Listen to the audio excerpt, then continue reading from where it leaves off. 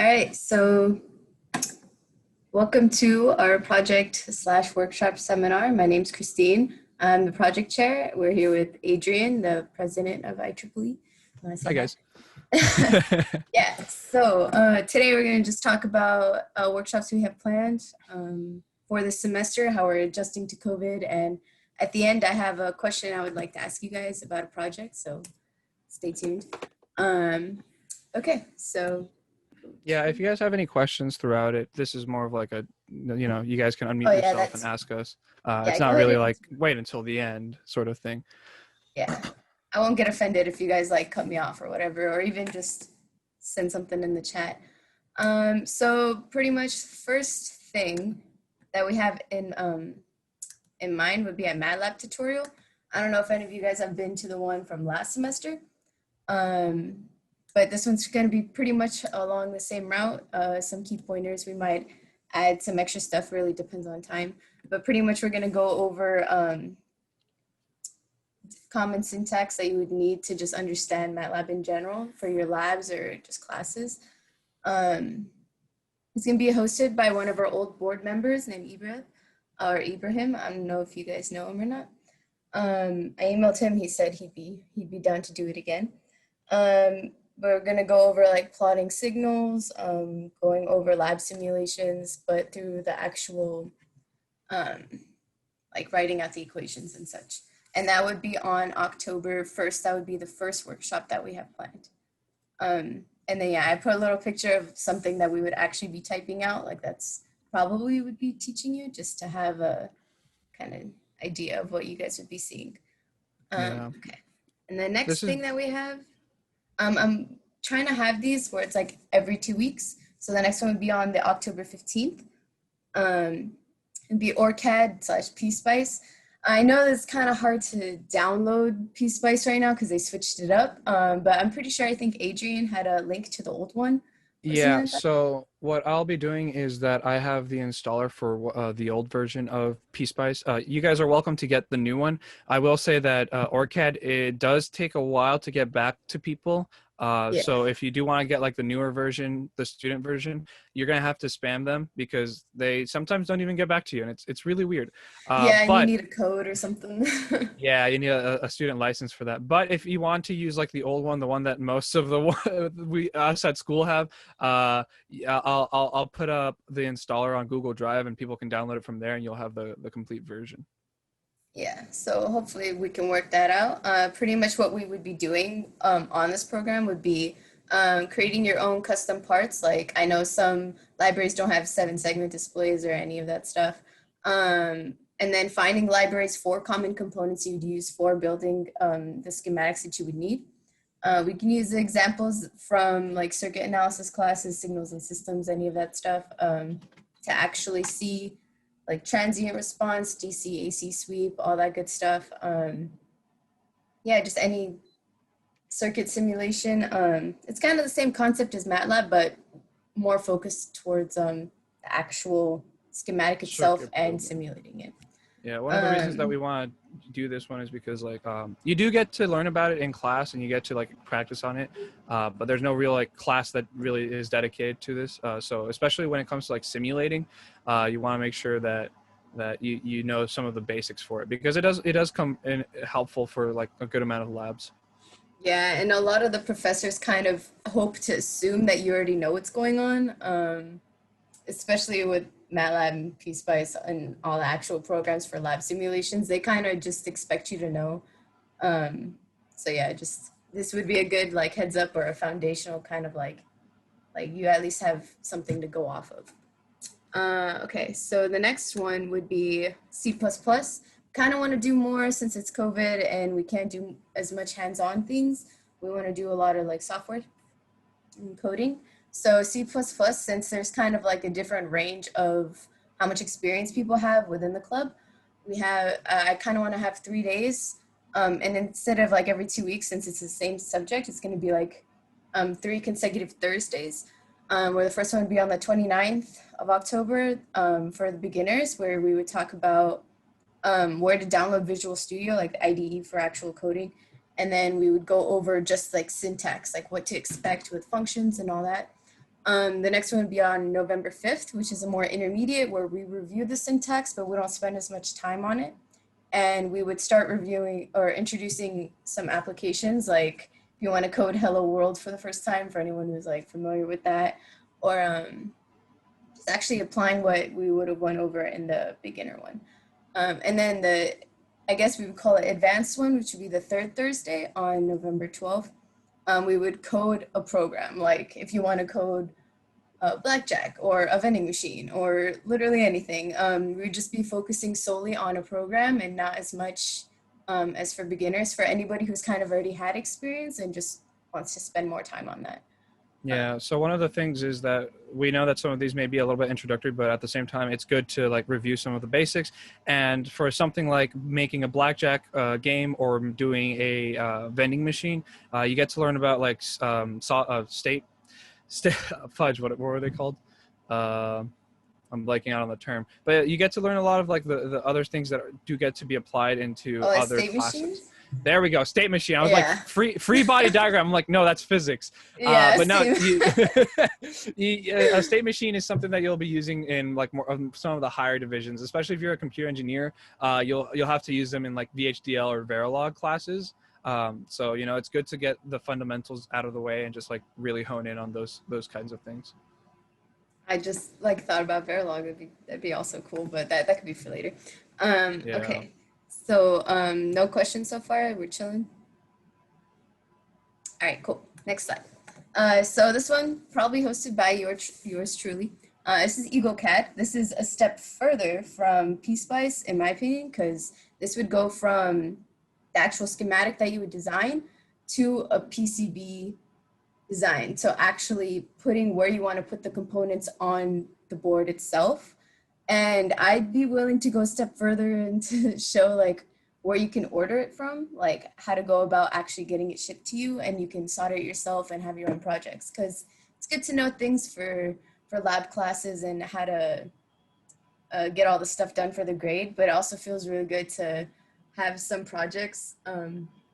Actually have one right here, just a quick little, I designed a PCB and I ordered it online, and so I got to solder it on my own. This is currently for a guitar pedal, but just as an example, this is something EagleCAD could be used for. They send you the actual board itself, and you can have all your components you solder on and all that fun stuff. Yeah, so especially for those that are interested in PCB design or VLSI, it helps you get a good understanding. We here at Polypomona, we have a upper division elective that people can take. It's called 4203, which is VLSI design. So normally you'll be working with Cadence, which is another PCB designer program, but like knowing EagleCAD gives you a huge advantage as well, because at the end of the day, they're both PCB designers. They just tackle it in different senses. Yeah, once you know one, it's kind of, you can piece together the other ones. I see a lot of when I'm applying for internships, it's like, oh, if you know EagleCAD or all these other CADs, it's a good +1. Plus, or at least in my, like, I'm about to be in my 4th year, or I just started my 4th year here, and it's just not emphasized unless you really look for it. So I kind of just want to put it out there, like, here's where you can learn it. Willing to all work together and kind of like go a step further. Yeah, we'll teach you like tips and tricks as the actual component placement and like the sizes of the things and pricing, which you keep in mind. And yeah, it's pretty simple. We're just gonna go over it. All right, and the next thing is the actual project I had in mind. It's been kind of difficult to come up with what we can do as a semesterly project because of COVID and all of that. And so I haven't really set a date for this because I had questions for you guys. So first, Christine, I don't know if you can see it, but there should be an option for polls. I had originally made 2 polls so that you can ask them directly. So that might be like easier for if ask them, because I know you haven't used Zoom that much. All right, so I'm gonna launch the poll. If you would rather want to build a power supply or an oscilloscope, and then I'll continue asking them about those. Oh, hey, there we go. So yeah, we were thinking down between 2 of these things, because what we were thinking is that we would start off with a soldering tutorial, and from there, you know, go on and like either build a power supply or an oscilloscope. The reason that we think this would be really nice is because we know that not everyone has a power supply or an oscilloscope at home. And these aren't like the $1,000 ones that you'll see at school, obviously, but these will be some DIY ones. But we think that it's kind of essential to have these kind of components, especially if like you're doing labs at home and you have to build a circuit. You can have your own power supply that you built, and you know what's better than that? You get bragging rights. All right. And then yeah, I'm just seeing the results. yeah, you can, I believe you have the option to announce the results as well. Yeah, I just want to make sure everybody has something in at first.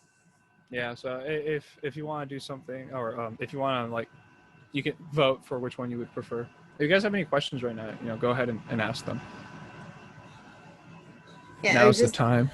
Yeah, there's one more person I'm waiting for the poll, but as of now, the power supply seems to be winning. Yeah, I think what would be cool is that we can probably continue this one and then do the oscilloscope next semester. Yeah. And then, you know, now you have a power supply and a small oscilloscope. But I guess we'll go into a little bit of how this is going to work. We are trying to find a discounted price for all of these, because one of the main issues that we have, aside from like, you know, how is this going to cost, how much is this going to cost and all that, is distribution. Because we are maintaining, we are following the guidelines for COVID-19 and so that means no interaction with, like, you know, stay 6 feet apart, cover your mouth and nose. So distribution has been one of the hardest ones because, you know, it costs a lot to distribute it for different people. We have to get their addresses. We have to set up a whole system. So one of the alternatives is that, you know, hopefully we can find a discount for you guys, and you guys can buy it and then ship it to yourselves. And then like we get it by this day, and then we can build it on like this day that we would have predetermined. Yeah. So that's why most of this is kind of up in the air. But yeah. Sorry. Yeah, and that's why a lot of it is also geared towards like software and technical stuff. So most of our workshops are, you know, coding languages because it's easier to implement them in a virtual setting. But yeah.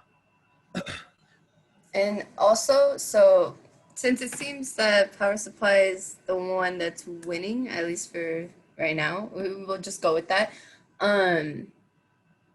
It would require people soldering at home on their own.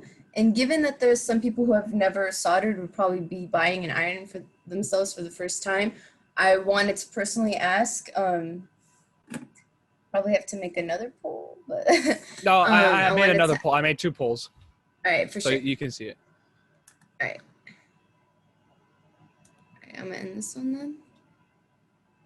And then, all right, so the second poll I'm gonna put out right now is if you would rather have a separate soldering tutorial as a workshop for that in itself, or if you would rather have, before the power supply project, to just meet up 30 to 45 minutes, an hour max before the power supply workshop / project day, to just kind of go over what you should know, for anyone who just needs a recap on how to solder, or if they just straight up want to learn from the start. So yes. So the timeline for this will probably be like, if we do the separate soldering tutorial, of course that'll come first before the power supply. But one of the things that we will be asking that you guys do is like turn on your camera so that we can see like what's going on. We don't want anyone to burn themselves. Yeah, I feel very responsible. We'll be sending out like, yeah, one of the things that we'll also be sending out is like guidelines as to how you should have your setup and like what to do, like, you know, to keep safe, because we can't monitor everything, but we can try our best. Soldering is a really nice skill to have, just because you know, you never know what you're going to be building with it. There's a lot of things that you can do, and especially if you want to go into like hardware, you know, you can always just like make little contraptions here and there. If you get into like what Christine said earlier, if you make your own PCB design, like using EagleCAD or something else, you can solder your own components into that, and you know, it'll look clean. Yes. All right. So not everybody has voted, but it seems to be leaning towards a completely separate day for soldering. So we'll do that because that's what you guys want. Yeah. So, we might make this on a Saturday, by the way. Oh yeah. Usually soldering tutorials are like Saturday morning/afternoon or late morning, Yeah. because we don't all wake up at 7 or something. Well, So yeah. I'm gonna go ahead and end the poll. Okay, so cool. Yeah, so it's pretty much unanimous. Everybody wants a separate day for soldering. All right, that's pretty cool. I'm looking forward to that. One thing would be just like you guys would have to make sure you have a soldering iron, and it would come by the time So you yeah, have the we have been workshop. looking around online on Amazon and different places to find like a good solid like $20 to $30 soldering iron that comes with all of the essentials that you need. If you would like to purchase a more expensive one and you know you'll be using that later on for more stuff, you know, go ahead by all means. But we are trying to reduce the cost of things because we know that things can add up. We are trying to find discounts